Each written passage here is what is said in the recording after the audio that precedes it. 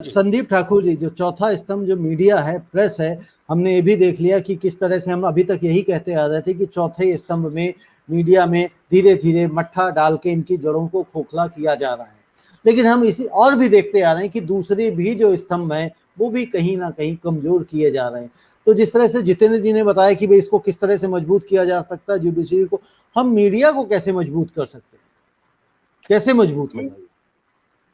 Media को corporate घरानों से छुटकारा दिलवाना पड़ेगा, एक। दूसरा, मीडिया तब मजबूत होगा जब यहाँ कानून बना के, ऐसा कानून बने इस देश में कि जो मीडिया के लाइन में है वो सिर्फ मीडिया का ही काम करेगा, उसको दूसरे इंडस्ट्रीज को चलाने की इजाजत नहीं होगी।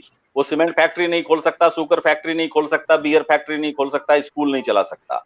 आपको मीडिया का काम करना है तो सिर्फ मीडिया का काम कीजिए। जैसे रूपक अमेरिका में है, जो मीडिया का काम कर रहे हैं वो मीडिया का ही काम कर रहे हैं। तीसरा, कि जैसे अभी सुप्रीम कोर्ट की एक बहुत अच्छी टिप्पणी है जिससे मीडिया जगत में बहुत ही उत्साह है और बहुत ही प्रसन्नता है, जिसमें सुप्रीम कोर्ट ने कहा, साफ साफ कहा कि सरकार की कमियों को उजागर करना वो देशद्रोह या राष्ट्रद्रोह नहीं है। ये जो सरकार का जो है, जैसे आपने अभी पोस्टर विवाद देखा कि मोदी जी आपने बच्चों की वैक्सीन बाहर क्यों बेच दी, इसके कहने पे जो 27 लोगों के खिलाफ एफआईआर हो गई। तो ये जो है, इस तरीके की चीजों को हमें जब तक इसको खत्म नहीं किया जाएगा तब तक मीडिया जो है स्ट्रांग नहीं होगा। और एक बात, मीडिया को हम फोर्थ स्टेट जरूर कहते हैं रविंद्र जी, लेकिन ये जो पिलर है ना, इस पिलर में नेता, सत्ता, पुलिस, सिस्टम सब घुस गया है और इसलिए ये पिलर टिका हुआ है, उसी पे टिका हुआ है। इन सबको हटाना पड़ेगा और पिलर को अपने दम पर मजबूती से टिका रहना होगा, तभी इस देश का भला होगा, सिस्टम का भला होगा। पिलर को इंडिपेंडेंट बनाना पड़ेगा। जितेंद्र जी, मुझे ऐसा लगा कि आप कुछ रिस्पॉन्ड करना चाह रहे थे। नहीं, मैं रिस्पॉन्ड, सुमेश जी ने जो एक बात कही कि मोदी जी ने जैसा कहा कि भाई सारे स्टेट्स का और वन कंट्री वन इलेक्शन हो जाए, मेरे इसमें सिर्फ एक डिफरेंस ऑफ ओपिनियन ये है कि ना, मोदी जी स्लोगन बहुत अच्छा देते हैं बट उसकी इम्प्लीमेंटेशन कभी होती नहीं है।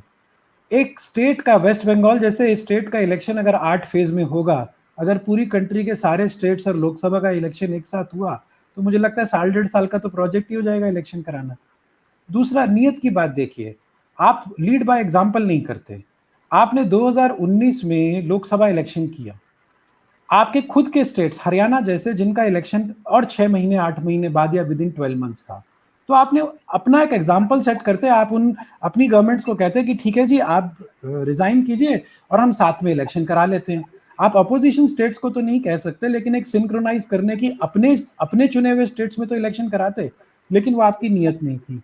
तीसरा, वो डेमोक्रेसी का आखिरी नेल होगा कॉफिन में, क्योंकि आज तो फिर भी लोकसभा और असेंबली के इलेक्शन अलग अलग होते हैं, तो उस वेव को लोग 5 साल तक देख लेते हैं कि भाई कथनी और करनी में अगर फर्क है तो स्टेट गवर्नमेंट्स में चेंज कर देते हैं, जैसा बंगाल के इलेक्शन में हुआ या जैसा कहीं और स्टेट्स में हुआ। एक्चुअली में तो इलेक्शन तो मध्य प्रदेश में भी नहीं जीते थे, कर्नाटका में भी नहीं जीते थे, किस तरह आए वो बात अलग है।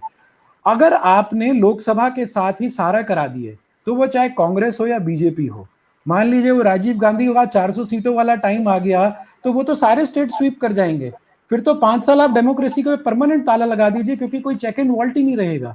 मेरे हिसाब से आज हमारी जो फेडरल स्ट्रक्चर है वो बचा ही इसलिए हुआ है क्योंकि लोकसभा और असेंबली के इलेक्शन अलग अलग होते हैं और सरकारों को परफॉर्म करना पड़ता है, क्योंकि अब अगर लोकसभा का इलेक्शन, अब यूपी का इलेक्शन पहले है, तो इनको यूपी के इलेक्शन से पहले काम करना पड़ेगा, क्योंकि यूपी हारे तो शायद लोकसभा में फर्क पड़ जाएगा। अदरवाइज तो गवर्नमेंट्स अपने को खुदा समझने लगेंगी। आज ऑलरेडी हम लोकसभा में अपोजिशन खत्म कर चुके हैं, अगर स्टेट्स में भी अपोजिशन खत्म कर दोगे तो मेरे हिसाब से डेमोक्रेसी पे परमानेंट ताला लग जाएगा। सो मेरा इसमें डिफरेंस ऑफ ओपिनियन पे ओपिनियन था। जी नहीं, बिल्कुल ठीक कह रहे हैं, आपकी डेमोक्रेसी पे परमानेंट ताला लग सकता है। और जो ये मोदी सरकार कहती है और करती कुछ और है, और जिस तरह से हमें देख रहे हैं कि जो डेमोक्रेसी के पिलर्स हैं धीरे धीरे करके कमजोर होते जा रहे हैं। जो संदीप ठाकुर ने कहा कि उसमें राजनेता घुसे हुए हैं, मंत्री घुसे हुए हैं, सिस्टम घुसा हुआ और पिलर उनके ऊपर खड़े हुए हैं, तो उनको हटाना पड़ेगा, पिलर्स को इंडिपेंडेंट बनाना पड़ेगा, तब जाके शायद हम डेमोक्रेसी का एक असली आनंद ले सके। आज के लिए इतना ही। कल फिर हमारी मुलाकात होगी शाम 9 बजे। तब तक के लिए नमस्ते, धन्यवाद।